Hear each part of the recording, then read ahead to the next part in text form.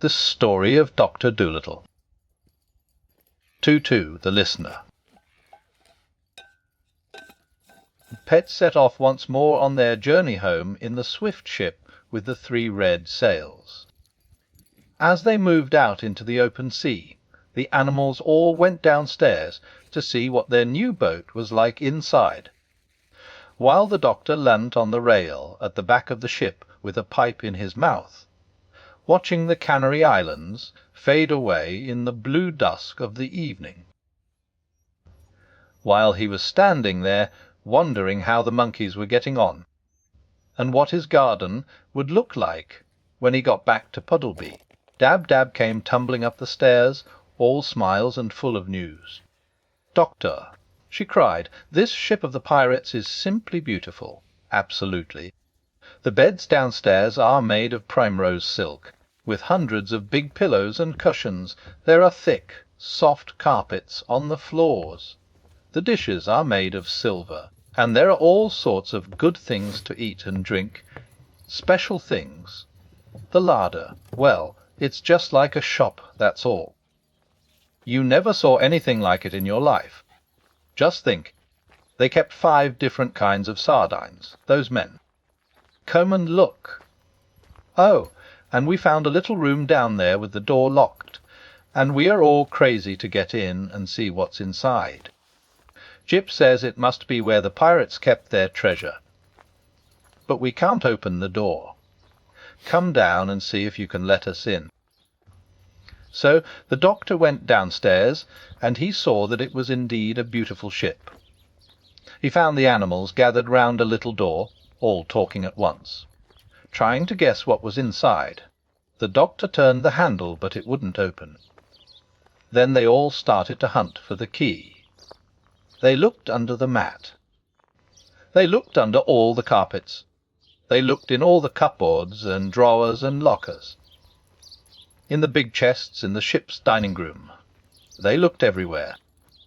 While they were doing this, they discovered a lot of new and wonderful things that the pirates must have stolen from other ships.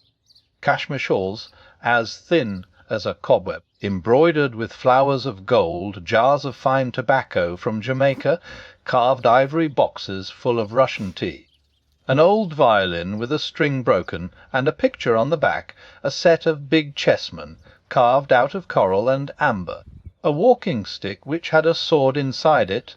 When you pulled the handle, 6 wine glasses with turquoise and silver round the rims, and a lovely great sugar bowl made of mother-o'-pearl.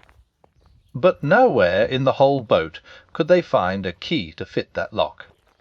So they all came back to the door, and Jip peered through the keyhole. But something had been stood against the wall on the inside, and he could see nothing. While they were standing around, wondering what they should do, the old Tutu suddenly said, "Ishage, listen. I do believe there's some one in there." They all kept still a moment. Then the doctor said, "You must be mistaken, Tutu. I don't hear anything." "I'm sure of it," said the owl. "Shetch, there it is again. Don't you hear that?" "No, I do not," said the doctor. "What kind of a sound is it?" "I hear the noise of some one putting his hand in his pocket," said the owl. "But that makes hardly any sound at all," said the doctor. "You couldn't hear that out here." "Pardon me, but I can," said Tutu. "I tell you there is some one on the other side of that door, putting his hand in his pocket. Almost everything makes some noise, if your ears are only sharp enough to catch it. Bats can hear a mole walking in his tunnel under the earth, and they think they're good hearers. But we owls can tell you, using only one ear. The colour of a kitten from the way it winks in the dark." "Well, well," said the doctor.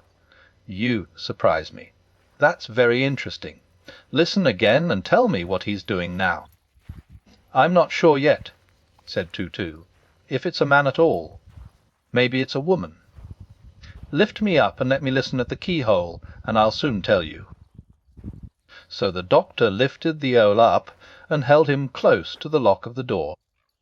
After a moment Tutu said, "Now he's rubbing his face with his left hand. It is a small hand and a small face. It IGHT be a woman. No. Now he pushes his hair back off his forehead. It's a man all right." "Women sometimes do that," said the doctor.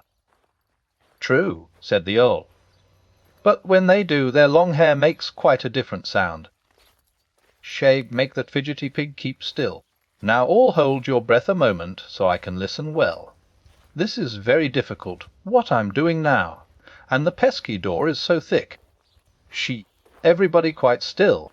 Shut your eyes and don't breathe." Tutu leaned down and listened again very hard and long. At last he looked up into the doctor's face and said, "The man in there is unhappy. He weeps.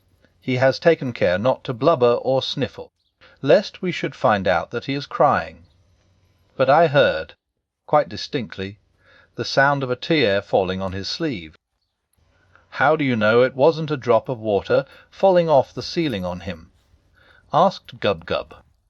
"Pshaw! Such ignorance!" sniffed Tutu. "A drop of water falling off the ceiling would have made 10 times as much noise." "Well," said the doctor, "if the poor fellow's unhappy, we've got to get in and see what's the matter with him. Find me an axe, and I'll chop the door down.